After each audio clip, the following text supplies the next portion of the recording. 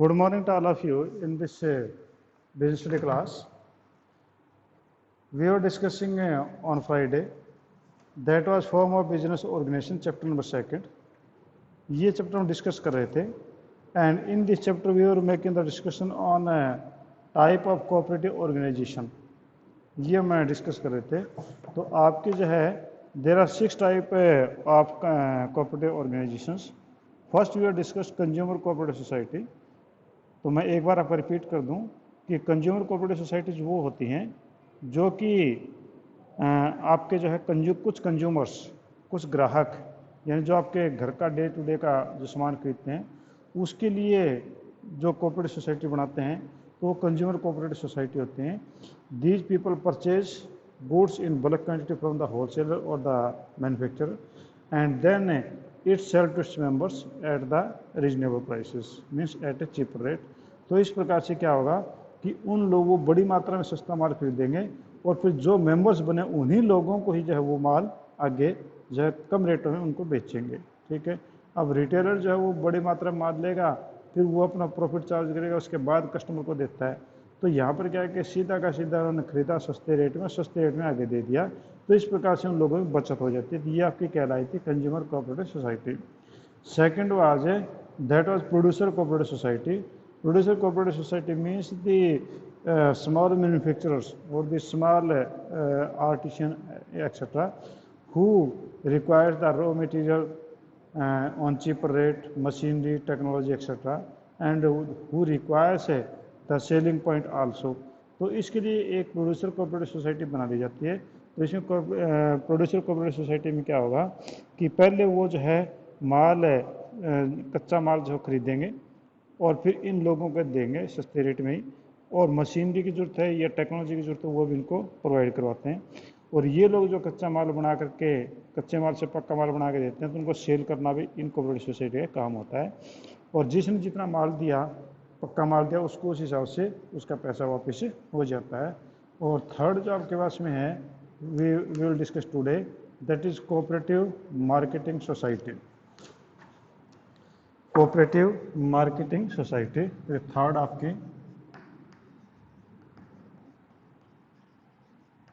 Cooperative marketing society. अब ये जैसा इसका नाम बोल रहा है कि कोऑपरेटिव मार्केटिंग सोसाइटी, मार्केटिंग होता है माल बेचने के लिए जो चीज़ जो बनाई जाती हैं, तो वो आपकी कोऑपरेटिव मार्केटिंग सोसाइटी कहलाती है. तो इसमें क्या होता है कि जो छोटे छोटे प्रोड्यूसर्स होते हैं, जैसे कि मान लो आपके गांव में देखें कि कुछ लोग जो है पीतल का सामान बनाते हैं, उन्होंने दिन में मुश्किल से 1 या 2 बर्तन बनाए. कुछ ऐसे लोग हैं जो कि आपके गांव में या शहर के में छोटे जो है वो खड्डी के ऊपर जो कपड़ा बनाते हैं या दरिया बनाते हैं या ऐसे कुछ चीज़ें बनाते हैं. इसी प्रकार से वो जो है टोकरियाँ बनाते हैं या ऐसे स्पेशल आर्टिस्ट होते हैं जो कि कढ़ाई का काम या बुनाई का काम करते हैं. इस प्रकार के जो है वो माल जो बनाते हैं, पर वो छोटी मात्रा में बनाते हैं. वो इतनी बड़ी दुकान तो नहीं खोल सकते कि they could sell it, they manufacture only 1 or 2 pieces per day और may be the 1 or 2 pieces in a week. अब उनके लिए दुकान खोलना तो संभव नहीं है और इतने कस्टमर एकदम से आ जाए तो बड़ी दिक्कत हो जाएगी उन लोगों को. तो इसलिए क्या करते हैं कि वो जितने भी ऐसे छोटे छोटे आर्टिशियंस हैं, छोटे छोटे जो प्रोड्यूसर्स हैं, वो लोग क्या करते हैं कि एक कोऑपरेटिव सोसाइटी बना लेते हैं और एक ऐसे जगह पे दुकान खोल लेते हैं, सोसाइटी ऑफिस खोल लेते हैं कि जहाँ पर वो अपना अपना माल रखते हैं और एक आदमी सेलिंग के लिए वो रख देते हैं और उनको जो रेट बताया जाता है उसी रेट पे वो बेचता रहता है. तो इस प्रकार से क्या होगा कि आपका जो कई आर्टिशियन है उस सभी का माल एक जगह रख लेंगे और इस प्रकार से माल जो ज़्यादा मात्रा में हो जाएगा, जो ग्राहक है उसको जैसा पसंद आएगा वो ले लेगा. ठीक है. तो इस प्रकार से आप कई प्रकार मार्केटिंग में दूसरे काम भी होते हैं. आपका ट्रांसपोर्टेशन है, वेयर हाउसिंग है, पैकेजिंग है, ग्रेडिंग है, ये सारे काम भी जो है ये मार्केटिंग सोसाइटी करती है. क्योंकि आज का कस्टमर जो है FR चाहता है, यानी आपका जो डिलीवरी घर पे चाहता है. अब अकेला आदमी दे नहीं सकता, तो इसलिए कोऑपरेटिव सोसाइटी बना दी जाती है. तो ये लोग FR भी कर देते हैं. उनकी पैकेजिंग करना है या ब्रांडिंग करना है वो काम भी ये मार्केटिंग सोसाइटी कर लेती हैं. ठीक है. तो इस प्रकार से जो है एक यूँ मान लो कि एक कुल मिलाकर के काफ़ी सारे जो प्रोड्यूसर्स हैं उन्होंने एक कोऑपरेटिव सोसाइटी के नाम से दुकान खोल ली और उसके अंदर अपना अपना माल रख दिया, एक आदमी का माल बेचता रहता है। ठीक है जी।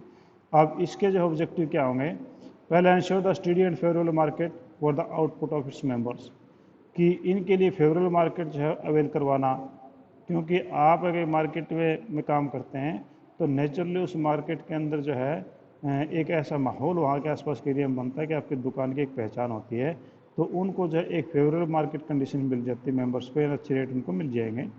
Second, ensure the best price for output, आपका बेस्ट प्राइस भी जो है वो मिलेगा, क्योंकि वो जो अच्छे कंपेटिटिव मार्केट के अंदर दुकान को रखेंगे तो वहाँ पर उनको अच्छे रेट मिलेंगे। तीसरा है provide facility transportation, warehousing, packaging etcetera, तो ये जो है सारा वेयर हाउसिंग का है, पैकेजिंग का है, ट्रांसपोर्टेशन का काम है, ये भी आपकी मार्केटिंग कोऑपरेटिव सोसाइटी करती है। तो जो है सारे मेंबर्स के लिए ये जो पॉसिबल नहीं होता है सब कुछ करना, पर यहाँ पर जो अकेला किया जा सकता है।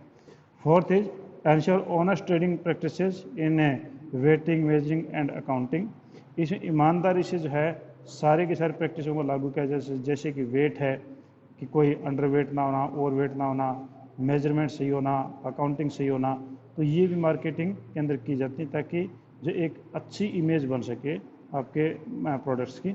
और नेक्स्ट है eliminate the middle man to have the direct dealing with the consumers, और जो मिडल मैन है उनका खात्मा इसमें हो जाता है, because you sell the product directly to the customers, there is no wholesaler, no retailer, no any person, तो इस प्रकार से ये भी इसका फ़ायदा मिलता है।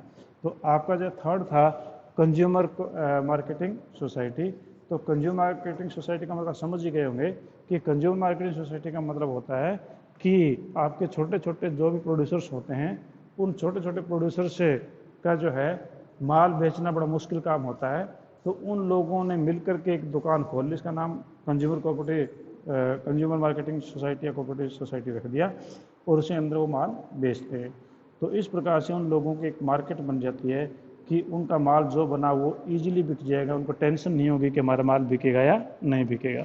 तो ये आपका था कोऑपरेटिव मार्केटिंग सोसाइटी।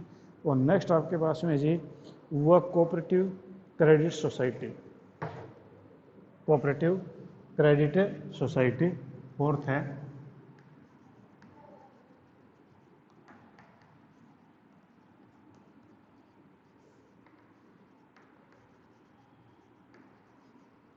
जैसा नाम ही अपने के अंदर बता रही है कि क्रेडिट सोसाइटी, क्रेडिट सोसाइटी का मतलब होता है कि जहाँ पर आपका जब पैसे की जरूरत होती है वहाँ पर आपकी क्रेडिट सोसाइटी होती है। शहरों के अंदर आप जगह जगह देखेंगे कि क्रेडिट कोऑपरेटिव सोसाइटी जो है दुनिया जान की खुली होती हैं, और पर्सनल जो लोग अपने परिवार के नाम से खोल कर बैठ जाते हैं, तो वो आपका जो है क्रेडिट कोऑपरेटिव सोसाइटी कहलाती है। कि it consist of people with the limited means to find the difficult to arrange the credit and the loan, तो इसमें क्रेडिट और लोन जो है वो बड़ी मुश्किल होता है। तो इसमें जो क्या होता है कि आपके जो काफ़ी सारे मेंबर्स बना लिए, उन मेंबर्स को उन्होंने बोला कि भैया आपके जो बचत होती है वो आप हमारे पास में जमा करवाते रहिए, और अगर आपको लोन की ज़रूरत है तो हम उसी बचत से जो आप लोगों ने पैसे इकट्ठा किया है उसी पैसे से, मान लो 1000 मेंबर्स हैं आपके, 1000 मेंबर्स ने हर महीने जो है 1000 रुपये जमा करवाने शुरू कर दिए पर मेंबर ने आरडी के रूप में, तो लाखों रुपये हो गए। और उनमें से लोन लेने वाला तो कोई एक आदमी मिलेगा मुश्किल से, तो उनमें जिसको लोन की ज़रूरत है वो उसको लोन देते हैं। तो इस प्रकार से क्या हुआ कि जो पैसा थोड़ा थोड़ा पैसा था जो बैंकों में नहीं जा सकता, वो थोड़ा थोड़ा पैसा जो ये लोग कोऑपरेटिव सोसाइटी वाले इकट्ठा करते हैं, और ये पैसा फिर लोन के रूप में अपने मेंबर्स को सस्ते रेट में दे देते हैं। और इसके नाम पे आजकल जो धोखाधड़ी हो रही है वो आप लोगों को पता ही है कि काफ़ी सारे लोग जो कोऑपरेटिव सोसाइटी खोल लेते हैं, फिर एफडी के नाम पे कि ऊँचे रेट ब्याज देंगे आपको, लाखों रुपए के एफडी ले लेते हैं लोगों से, और लोन किसी को देते ही नहीं है। ठीक है, और लोन देते तो बहुत महंगा देते हैं, और फिर कुछ दिनों भाग जाते हैं वो लोग। ठीक है, बाद में फिर पुलिस में रिपोर्ट करते फिर वो, तो ऐसा मिसयूज़ अब होना शुरू हो गया है। ठीक है, तो ये आपका तो कोऑपरेटिव क्रेडिट सोसाइटी। अब इसके जो ऑब्जेक्टिव क्या है, पहला to protect the members from the exploitation of money lenders, जो मनी लेंडर्स हैं उनसे प्रोटेक्शन देना, ये पहला काम है, क्योंकि the persons who having no much assets और no much any type of the assets, they are not in position to take the loan from the banks, उनको बैंक लोन नहीं देगा, क्योंकि बैंक तो चाहता है कि भैया आपका कोई मकान हो, दुकान हो, कोई ज़मीन हो, कोई ऐसी एसेट हो जिसको हम प्लेज कर सकें और उसके बाद लोन देंगे। तो वो उनके पास में नहीं है तो फिर वो नेचुरली आपके साहूकारों के पास में जाएंगे, मनी लेंडर्स के पास में जाएंगे। तो मनी लेंडर्स जो है उनको एक्सप्लॉइटेशन करते हैं। तो यहाँ पर जो है उस एक्सप्लॉइटेशन से बच सकते हैं क्योंकि सस्ते रेट में उनको लोन मिल जाता है।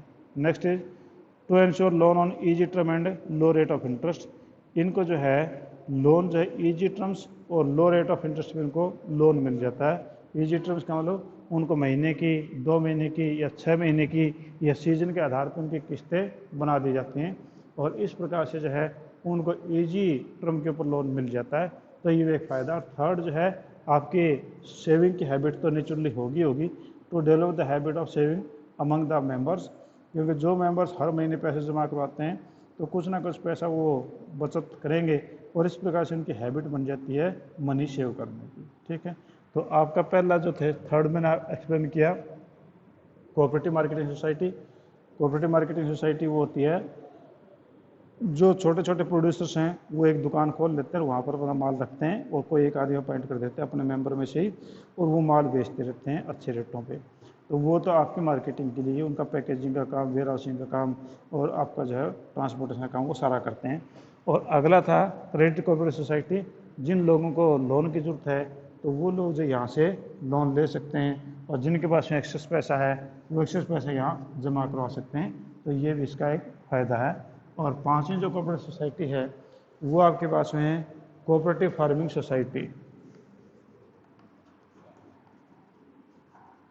कोऑपरेटिव फार्मिंग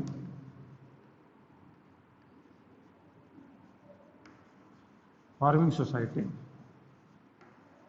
फार्मिंग का मतलब कृषि, यानी एग्रीकल्चरल कोऑपरेटिव सोसाइटी में इनको बोल सकते हैं। तो यहाँ पर जो स्मॉल फार्मर्स हैं वो जो है इकट्ठे होकर के और बड़े स्केल का जो मशीन्स हैं और जो फार्मिंग उसका फ़ायदा वो उठा सकते हैं।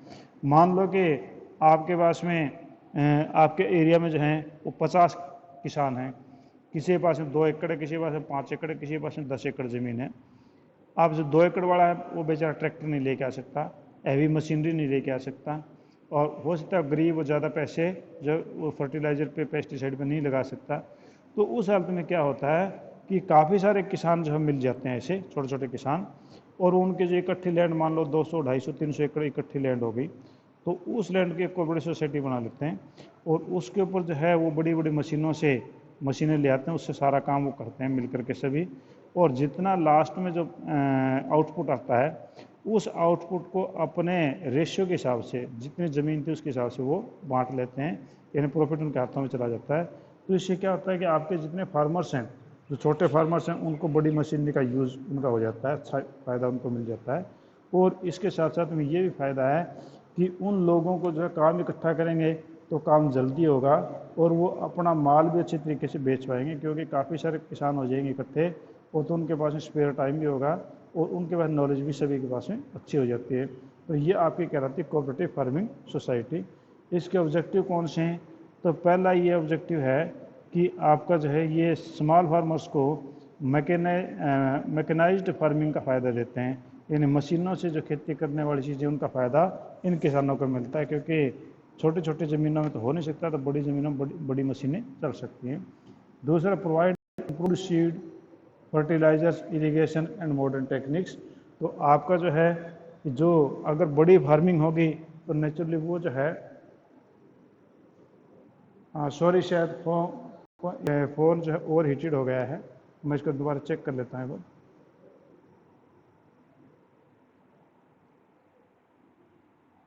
आप लाइन पे बने रहना।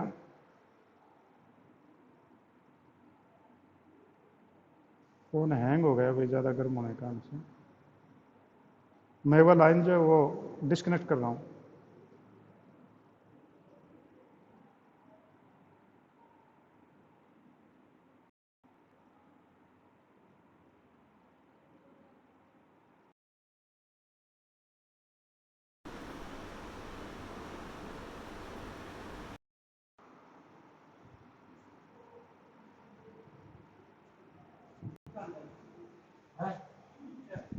है